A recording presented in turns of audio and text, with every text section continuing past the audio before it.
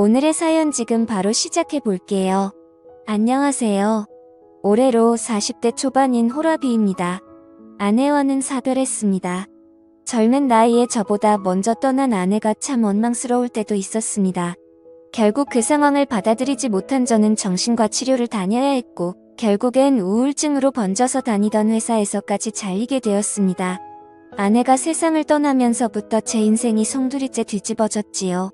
한동안은 방황하면서 엄청 힘들게 지냈습니다. 직장을 그만두게 되면서 대출을 갚을 길이 막혀서 살고 있던 집을 팔게 되었습니다. 그나마 가지고 있던 부동산이었는데 팔아서 대출 갚고 세금 내고 하니까 제 손에 떨어지는 것도 얼마 없더라고요. 살던 집을 팔았는데 그 돈 가지고 비슷한 집은 꿈도 꿀 수 없을 정도였습니다. 그렇게 이리저리 발품 팔다가 빌라를 하나 구하게 되었습니다. 빌라 구조가 조금 특이한 편이었는데 4층짜리 빌라인데 계단을 중심으로 한쪽은 가족들이 지낼 만한 3룸짜리 구조고 한쪽은 90도로 꺾이는 벽을 두고 현관문 2개가 있어 거기에 각각 원룸으로 된 방이 하나씩 있는 구조였습니다. 근처에 대학교도 있고 대중교통도 나쁘지 않아서 혼자 사는 사람들 수요도 생각해서 집주인이 빌라를 올릴 때 머리를 썼던 것 같네요. 저도 나중에는 이런 건물 있으면 참 든든하겠다 하는 생각이 들었습니다. 3룸이야 전세로들 많이 들어오겠지만 원룸 가지고 월세 장사도 할 수 있으니까요. 원래는 원룸 전세도 생각해보고 있었는데 막상 큰 집에 살다가 원룸에서 비좁게 살자니 그러기 싫어서 3룸짜리 빌라로 구했습니다. 친구도 제가 지내던 아파트랑 비교해보면 낫다고 하더군요. 전에 살던 곳은 엘리베이터도 없어서 생수같이 무거운 거 들고 갈 때 고생도 하고 여러모로 먼저 살던 곳과 차이가 났습니다. 하지만 좋은 점도 있었지요. 첫 번째로 사별한 아내와의 추억이 있지 않은 곳이니 괜시리 혼자서 아내가 떠오르는 일이 사라졌습니다.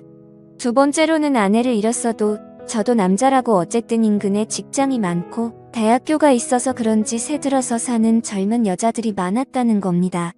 대부분이 대학생이나 사회초년생인 직장인들이었기에 사실 40살 먹은 호라비인 저와 엮일 일은 없었지요.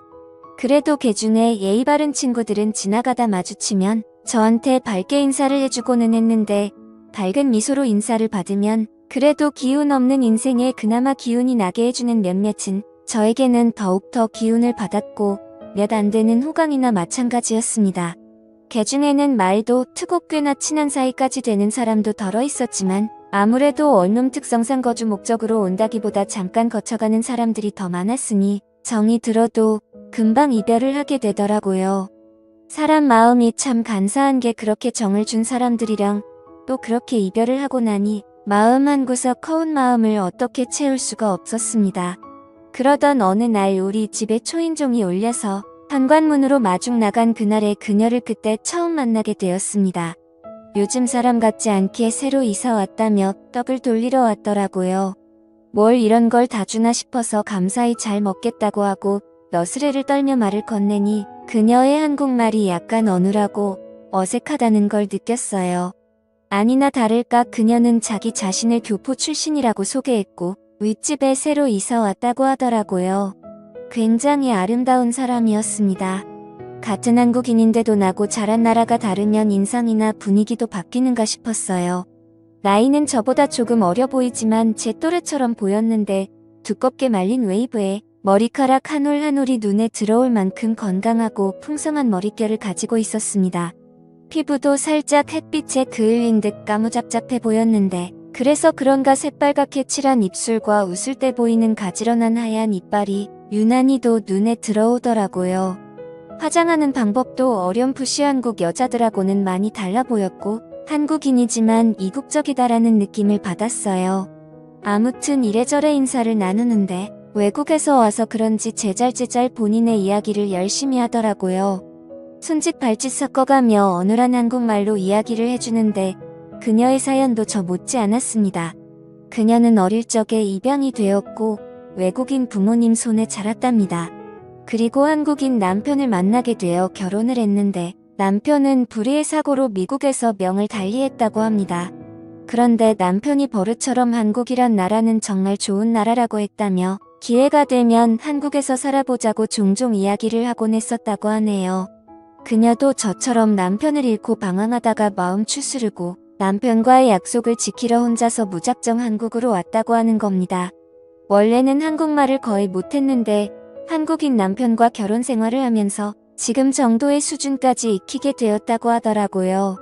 문 앞에서 대화가 어쩌다 보니 엄청 길어지게 되어서 집안이 정리가 안 되어 있긴 하지만 들어와서 차라도 한잔하겠냐고 물어봤어요.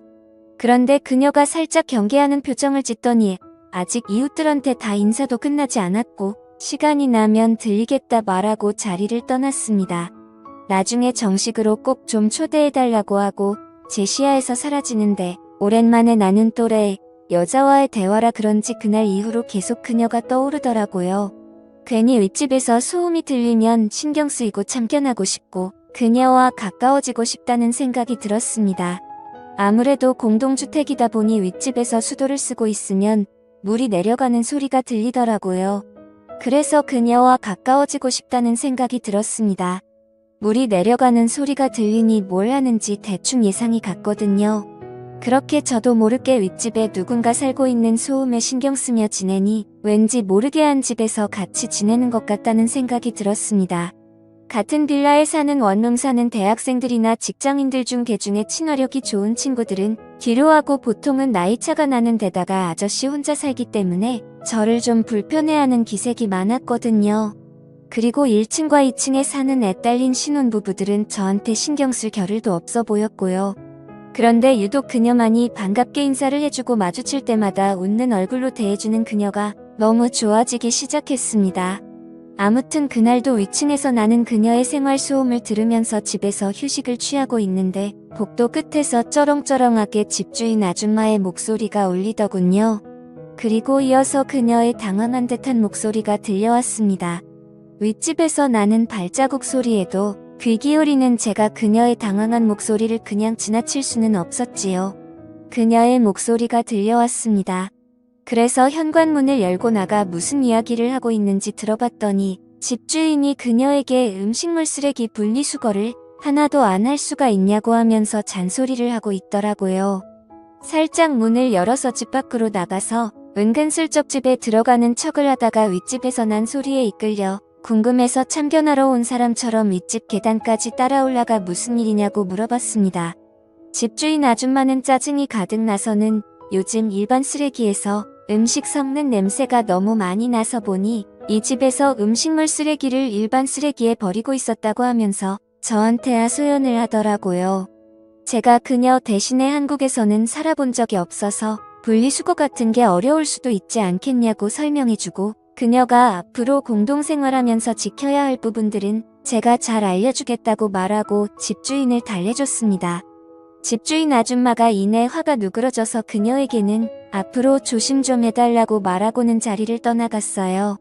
그녀를 위기에서 구해줬으니 그녀에게 저는 백마탄 왕자님처럼 보이지 않았을까 싶어서 괜히 그녀 앞에서 나 어떠냐는 식으로 웃어 보이고 있었습니다. 그런데 항상 얼굴에 떠나지 않는 미소가 매력이었던 그녀가 굉장히 풀이 죽은 표정을 하고 있더라고요. 그녀는 그저 남편이 태어나고 자란 나라에서 좀 더 남편을 추억하고 싶어서 왔을 뿐인데 남편 말처럼 사람들이 친절하지도 않고 자기는 매일같이 실수투성이라고 하면서 자기를 자책하더라고요. 그런 그녀를 달래주고 앞으로 애매한 것들은 하겠다고 생각하고 저한테 먼저 물어보라고 말했습니다. 제가 하나부터 10까지 다 알려주겠다고요. 그녀는 허리를 숙여 넙죽 인사하면서 고마움을 표현했습니다. 그리고 그날로부터 2주가 지난 수요일이었습니다. 일 마치고 집으로 돌아가는데 계단 근처에서 비릿한 악취가 진동을 하더라고요. 냄새를 따라 계단을 올라갔는데 윗집 사는 그녀가 아주 얼굴이 울상이 되어서 이러지도 못하고 저러지도 못하고 있더라고요. 그 악취는 그녀의 집 앞에서부터 나던 것이었습니다. 분리수거 때문에 집주인에게 된통혼이 났던 그녀는 자기가 또 실수를 할까봐 무서워서 여태껏 음식물 쓰레기를 가져다 버리지도 못하고 집에다 모아놨던 거예요. 그런데 쓰레기 양이 많아지고 감당이 되지를 않으니 그녀도 안 되겠다 싶어서 일단 제가 오면 도움을 청해보려고 했는데 음식물을 담아놓은 봉투가 문고리에 걸려 찢어지면서 계단이며 복도를 썩어버린 음식물로 난장판을 만들어 놨던 거예요. 그녀의 집안 상태도 말도 못할 정도였어요. 분리수거 때문에 집주인에게 된통혼이 났던 그녀는 집을 못 가게 됐어요. 분리수거를 어떻게 하는지 모르는지 집안도 완전히 난장판이더군요. 주민신고 들어와서 집주인이 이 사실을 알기 전에 제가 나서서 도와줘야겠다는 생각이 들었습니다. 청소는 생각보다 빨리 끝났지만 계단 통로에 가득한 악취를 빼느라고 아주 고생을 했네요. 이웃집 돌아다니면서 제가 대신 양해를 구하고 땀을 뻘뻘 흘려가면서 정리를 다 했지요. 상황을 다 정리하고 집에 돌아오니 아주 녹초가 되었습니다. 오랜만에 몸을 써서 그런가 그날은 왠지 푹 자고 있었어요. 푹 잠들 수 있겠다는 생각이 들었지요. 눈이 스르르 감기고 잠에 들려는 찰나에 초인종이 울리더군요. 누군가에서 나가봤는데 그녀가 저희 집 앞에 서 있더라고요. 또 무슨 일인가 했는데 계단 통로 냄새는 다 뺐는데 막상 그녀 집에는 아직도 악취가 남아있어서 환기를 해야겠는데 그녀가 아직 냄새가 너무 심해서 못 들어가겠다고 혹시 괜찮으면 잠깐 신세를 질 수 있겠냐고 묻더라고요. 어려운 일이 아니다 싶어서 그러라고 했는데 막상 호랍이 혼자 지내는데 집에 여자가 들어오니 기분이 묘하더라고요. 그녀도 저를 매번 집 밖에서만 마주하다가 저희 집 안에서 저를 마주하고 있으니 어색해하고 있었어요. 제가 평소에는 그렇지 않은데 그날따라 왜 그렇게 과감했는지 그녀에게 아무렇지 않다는 듯 그럼 오늘 제 집에서 자고 갈 거냐고 물어봤죠. 그녀는 그래도 되냐고 묻더니 잠시만 있어 보라며 후다닥 위로 올라가서는 그녀가 잘 때 입는 잠옷을 입고 품에는 베개 하나를 끌어안고 들어오더라고요. 방은 3개였지만 침실은 없었죠. 그래서 침실은 하나기에 그녀에게 일단 침실을 내어주고 저는 소파에서 자기로 했습니다. 그런데 내 침대에서 외간 여자가 자고 있으니 몸은 피곤한데 자꾸 이상한 생각이 들어서 냉장고에 있는 술이나 좀 마시고 술 기운을 빌어서 잠들어야겠다는 생각이 들었습니다. 잠시 후 그녀가 잠은 안 자고 밖으로 따라 나오더니 제가 술 마시고 있는 걸 보고는 자기도 같이 한잔해도 되겠냐며 제 옆으로 다가왔어요. 그렇게 서로 술을 한 잔, 2잔 마시다 보니 내일 저녁에 술을 마시고 식사 중에 반주한다고 냉장고에 가득 채워놓은 소주가 바닥을 보일 때까지 다 마셔버렸습니다.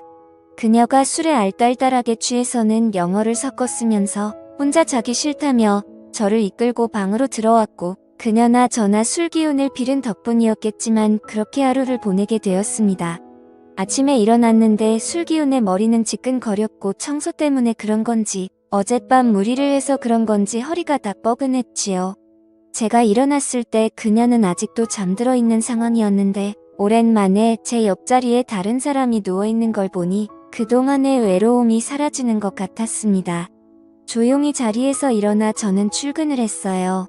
회사에서도 전날 그녀와 있던 일이 꿈만 같았고 술기운과 섞여있던 그녀와의 장면들을 하나하나씩 되새기기 시작했지요. 속으로 웃음이 다 나더라고요. 아내가 떠난 뒤로는 제 인생에 또 이런 날들이 있을까 싶었는데 그 일이 현실이 되었으니 말입니다. 퇴근을 하고 돌아왔는데 그녀가 어제 입고 있던 잠옷 차림 그대로 이제 왔냐고 저를 반겨줬습니다. 달려와서 제 품에 와락 안기는데 잊고 지냈던 지난날이 스쳐 지나가더군요. 그런데 신기한 건 그녀 또한 그랬다는 겁니다. 그리고 깨달았다고 아마 죽은 남편이 외롭게 지내는 자기를 위해서 저를 이 나라로 보내준 게 아닌가 하는 생각이 들었다는 거예요. 신세가 똑같은 저를 만날 수 있게 말이지요. 그렇게 그날 이후 그녀는 윗집에 방을 빼고 지금은 저와 같이 살고 있습니다. 벌써 그녀와 살림을 차린 지도 1년이 다 되어갑니다. 1년이라는 시간을 지내면서 그녀와는 좀 더 진지한 이야기를 나누는 사이가 되었지요. 결혼 이야기까지 오고 가고 있어요. 그녀의 집 쪽에서는 그래도 나이차가 조금 있는 저를 그다지 탐탁치 않게 여기는 것 같은데 이런 데서는 또 자기 주장이 강한 외국인 마인드를 가진 그녀다 보니 부모님의 반대는 크게 신경 쓰고 있는 것 같지는 않아 보입니다. 조만간 그녀와 함께 미국에 가서 결혼 허락을 받으러 갈 예정입니다.